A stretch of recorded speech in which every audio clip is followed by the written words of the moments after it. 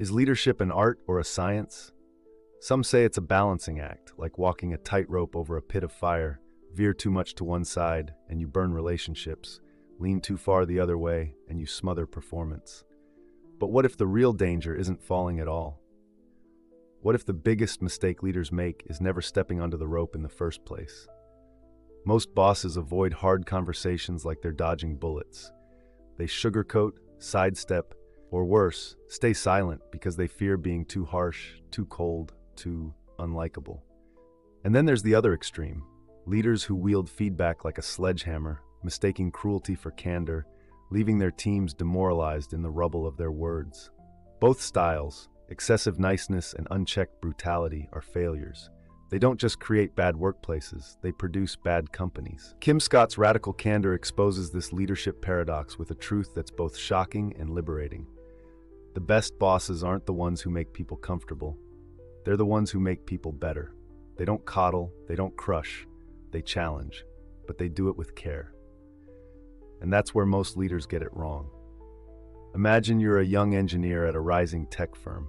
Your boss is brilliant but terrifying. One day, after a big presentation, she pulls you aside. "That was horrible," she says flatly. "Your ideas were fine, but the way you communicated them, a total mess. I could barely follow you." You feel the heat rise in your face, but then she adds, "Look, I know you're smart. That's why I'm telling you this. If I didn't care about your success, I'd just let you keep bombing in meetings. Instead, we're fixing this. I'm signing you up for a public speaking coach." That's radical candor. The willingness to deliver a hard truth because you actually care about someone's success. It's the difference between a leader who watches you drown and a leader who teaches you to swim, even if it means letting you gulp some water along the way. The greatest mentors, the most transformational bosses, the coaches who shape champions, they all have one thing in common. They refuse to let people settle for less than they're capable of. They challenge directly, but they care personally. Steve Jobs did it at Apple. Sheryl Sandberg did it at Google. And if you want to be a leader who actually makes an impact, you need to learn how to do it too. But here's the catch. Radical candor isn't about being nice, and it's definitely not about being mean. It's about being real. It's about knowing when to praise, when to push, and when to tell someone that they're heading straight off a cliff. It's about building trust, commanding respect, and getting results, not at the cost of people, but through them. So how do you master this? How do you challenge your team without crushing their spirit? How do you care without coddling? And most importantly, how do you create a workplace where people actually want feedback instead of fearing it? Let's break it down. They say people don't quit jobs, they quit bosses. And if that's true, then we have a global leadership crisis on our hands. The workplace is drowning in unspoken truths, missed opportunities, and feedback so vague or sugar-coated it might as well be a Hallmark card. Employees sit through performance reviews filled with empty platitudes, or worse, get blindsided by sudden termination notices, wondering why no one told them they were failing before it was too late. And when leaders do give feedback, it's often a disaster. Picture this. A manager walks into a meeting, throws out a quick "great job team," and moves on. No specifics, no insight, just a meaningless pat on the back. Half the team leaves thinking, what exactly was great? The other half is thinking, wait, but what about that issue we ignored? No real guidance, no growth, just noise.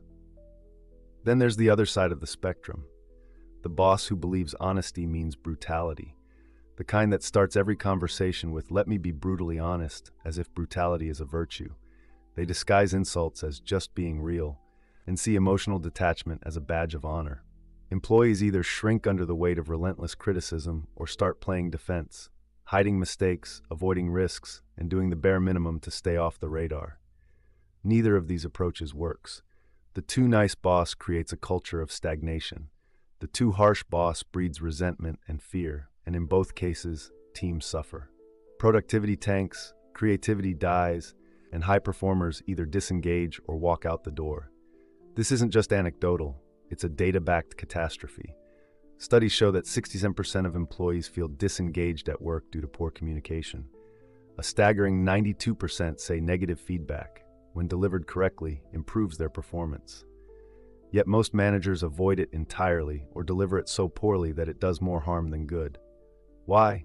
Because people confuse niceness with kindness. They think sparing feelings is the same as being a good leader. But here's the truth. Kindness isn't avoiding hard conversations. Kindness is having them. The best leaders don't let their people fail quietly. They don't watch mediocrity set in like cement. They step in, speak up, and hold people accountable, not to punish them, but to push them to be better. Take an example from the sports world. A young, talented athlete joins a professional team, full of potential but sloppy in execution. If the coach just says, "You're doing great, keep it up," that player never reaches their full ability. If the coach screams, humiliates, and berates them, they may quit altogether. But a great coach breaks down their flaws with precision, shows them how to improve, and stands beside them every step of the way. They demand excellence because they believe in their players' potential. That's not cruelty. That's not coddling. That's radical candor in action. So why aren't more leaders doing this? Fear. Fear of being disliked. Fear of conflict. Fear of losing people. But here's the irony. Avoiding feedback doesn't keep employees around. It drives them away. People don't leave jobs because their boss gave them tough feedback. They leave because their boss didn't care enough to give it at all. This is the crisis. Companies are losing their best people, not because they can't pay them enough, not because the work is too hard, but because leadership has failed at the most basic responsibility, helping people grow. So what's the solution? How do you deliver feedback that actually works, that pushes people forward without pushing them away? That's where radical candor comes in. Most leaders think they have two options when it comes to feedback: be nice or be honest. Either you soften the truth to keep people happy, or you deliver it cold and let them deal with the consequences. But this is a false choice. Real leadership isn't about choosing between kindness and honesty. It's about mastering both. And that's exactly what radical candor is all about. At its core, radical candor is the ability to challenge directly while caring personally. It's the difference between telling an employee, "Your work isn't up to standard," and saying, "I know you're capable of better, and here's how we can get there." It's not about making people feel good. It's about making them be good. But let's break it down further. Kim Scott introduces a simple but powerful framework to explain the 4 types of feedback managers tend to give. Imagine a 2-axis grid. On one axis, you have caring personally, how much you genuinely care about the person you're giving feedback to. On the other, you have challenging directly, how willing you are to tell them the hard truth. And this is where things get interesting. Depending on how well you balance these 2 factors, your feedback will land in one of 4 categories. 1. Radical candor. This is where great leadership happens. When you care about someone but also hold them accountable, your feedback is heard as guidance, not an attack. It's tough love in its purest form. Think of a teacher who refuses to let a talented student coast, pushing them beyond their comfort zone because they see their true potential. Example: a marketing director tells their struggling employee, "I know you're capable of more than this. Your last campaign lacked creativity, but I've seen you do incredible work before. Let's figure out what went wrong and get you back on track." This kind of feedback isn't about ego or power. It's about investment in someone's growth. Number 2, ruinous empathy. This is the manager who wants to be liked more than they want to be effective. They avoid hard conversations, afraid of making their employees uncomfortable. Instead of telling someone they're underperforming, they dance around the issue, hoping it magically fixes itself. Example: a restaurant owner notices a chef consistently making mistakes, but doesn't address it because they don't want to be mean. Over time, the mistakes add up, customers leave, and suddenly the chef is fired without ever having a chance to improve. Ruinous empathy feels kind in the moment, but is ultimately one of the cruelest things a leader can do. It sets people up for failure instead of helping them succeed. 3. Obnoxious aggression. This is where brutal honesty crosses the line into cruelty. These are the bosses who think being blunt is a leadership skill, but they lack the emotional intelligence to balance it with care. Example: a CEO storms into a meeting and says, "This presentation was garbage. I expected better from you. No guidance, no encouragement, just criticism thrown like a grenade." People might improve out of fear, but they'll never be loyal to a boss like this. Over time, they'll either tune out or quit. 4. Manipulative insincerity. This is where office politics live.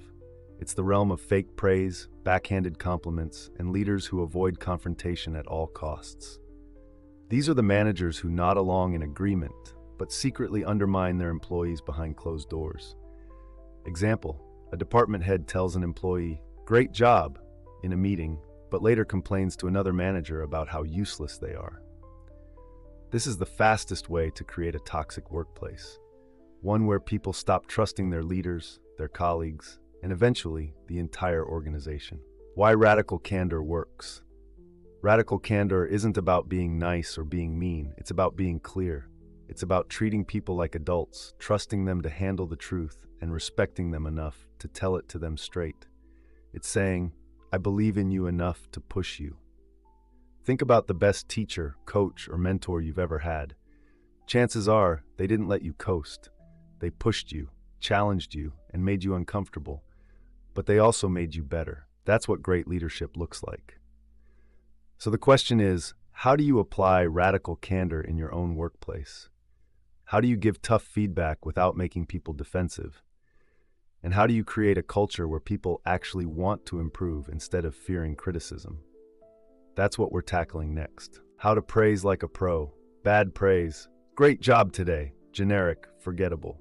Radical candor, praise. "Your presentation today was sharp and well structured. You really nailed the transition between points. It made it easy for the team to follow." Keep using that approach. The key? Be specific. Praise shouldn't just feel good. It should teach people what to keep doing. Nobody likes hearing they messed up. The moment you tell someone, "Hey, we need to talk about something," their brain goes into fight or flight mode. The trick? Soften the landing without diluting the message. Here's how. Show that you care first. Start with something like, "I want to talk about this because I know how talented you are. I believe in you, and that's why I want to help you improve here." When people feel you're invested in them, they're more open to the hard truth. Be clear, not harsh. Compare these two approaches. Harsh: "Your report was a disaster. You clearly didn't put in enough effort." Radically candid: "I noticed several key errors in your report, which made it difficult for the team to use. Let's go through them together so we can make sure this doesn't happen next time." One makes the person shut down, the other makes them want to improve. Make it a conversation, not a lecture. After giving feedback, ask, "Does that make sense? What's your take on this? What do you think we can do differently next time?" By turning feedback into a dialogue, you make people feel like they have agency in their own growth. Feedback is not a one-time event, it's an ongoing process. If you tell someone to improve, then never check back in, you're sending the message that it wasn't that important to begin with. If you gave negative feedback, check in later and recognize improvement. Example: "Hey, I noticed your last report was a lot clearer. Great job applying that feedback." If you gave praise, reinforce it when you see it again. Example: "You're consistently delivering strong presentations now. Love seeing this growth." When done right, feedback doesn't feel like an attack. It feels like a gift. It makes people better, not bitter. It turns good employees into great ones and struggling employees into high performers. But here's the real power move. Radical candor creates a culture where feedback isn't just coming from the top down, it starts flowing in every direction. When teams start giving each other honest, caring, and constructive feedback, the entire organization levels up. So now that you know how to deliver great feedback, how do you build an environment where people actually want it? That's where the real magic happens. Let's talk about that next. A great leader giving great feedback isn't enough. If the rest of the team still plays politics, dodges tough conversations, or operates in a culture of silence, radical candor never scales beyond the boss's office. The real goal isn't just to improve one-on-one feedback, it's to create a company-wide culture where honesty is the norm, where people challenge each other because they care, and where accountability isn't a weapon, but a tool for growth. Most workplaces fall into one of two extremes. The nice culture. Everyone tiptoes around the truth, afraid to hurt feelings. Mistakes are ignored, underperformers stay too long, and feedback is either vague or non-existent. The toxic culture. Feedback exists, but it's brutal. People are criticized publicly, leaders wield authority like a hammer, and employees learn to survive rather than thrive. Neither works. The best organizations operate on radical candor, where transparency is a strength, not a threat. So how do you actually build this?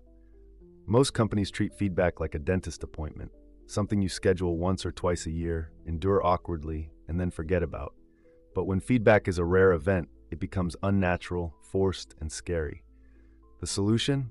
Normalize feedback by making it a daily practice. Here's how. Start meetings with a quick round of, what's one thing we could do better? End projects with a debrief. What worked? What didn't? What should we change next time? Create an open door policy. If someone has feedback, whether it's for a peer, a boss, or a direct report, they should feel safe sharing it. When feedback happens all the time, it stops feeling like criticism and starts feeling like a normal part of growth. Companies obsessed with team unity often mistake silence for agreement. But true collaboration isn't about avoiding conflict. It's about fighting for the best ideas. Steve Jobs once said, "You don't hire smart people and tell them what to do. You hire smart people so they can tell you what to do." That only works if they're allowed to speak up. To build a culture of open debate, encourage disagreement. When someone presents an idea, ask, who has a different perspective, instead of just nodding along. Separate ideas from egos. Teach people that challenging a proposal isn't a personal attack, it's a way to strengthen the team. Publicly reward people for speaking up. If someone challenges a bad decision and saves the company from disaster, recognize them for it. A culture that embraces respectful debate is a culture where the best ideas win. People only practice radical candor if they feel safe enough to do so. If employees fear retaliation, if they believe mistakes will be held against them, or if leadership discourages dissent, they'll shut down. To build psychological safety, make it clear that feedback is expected at every level. Leaders should openly invite criticism. What's one thing I could do better? Turn mistakes into learning moments, not punishments. If someone takes a risk and fails, instead of saying, "That was a disaster," say, "What did we learn?" Call out the bravest feedback in meetings. Publicly recognize employees who give thoughtful, constructive criticism, especially to leadership. A team that fears speaking up is a team that fails silently. Psychological safety creates an environment where honesty thrives. Most people suck at giving feedback, not because they don't want to help, but because they were never taught how. Some sugarcoat, some attack, some avoid it altogether. A radical candor culture doesn't just expect good feedback, it teaches it. Role-play tough conversations. Practice scenarios where employees must deliver honest but caring feedback. Create feedback guidelines. Teach people the core method. Context, observation, result, encourage. Keep feedback clear and actionable. Help employees reframe feedback. Instead of reacting defensively, they should ask, "What can I learn from this?" When feedback skills become part of employee training, great communication becomes the default, not the exception. Culture doesn't start with employees, it starts with leadership. If managers don't practice radical candor, no one else will either. Leadership must set the tone by giving feedback constantly. Employees should hear both praise and constructive criticism from their managers weekly, not yearly. Receiving feedback openly. If an employee criticizes a leader and gets punished for it, trust is destroyed instantly. Enforcing the standard. If someone in leadership engages in manipulative insincerity, fake praise, backstabbing, or obnoxious aggression, harsh criticism without care, they need to be coached or removed. A company's culture is a reflection of its leaders. If radical candor isn't modeled at the top, it will never trickle down. Imagine a workplace where employees challenge ideas without fearing consequences. People ask for feedback because they see it as fuel for growth, not an attack. Leaders balance directness with care, pushing their teams to become the best version of themselves. This isn't an unrealistic utopia. Some of the most successful companies in the world thrive on this model, but it doesn't happen overnight. Building a culture of radical candor takes time, commitment, and daily practice. The result? A workplace where people don't just work, they grow. where teams don't just function, they thrive, and where leadership isn't just about power, it's about impact. Radical Candor isn't just a leadership tool, it's a revolution in how companies operate. The only question is, are you ready to lead the charge?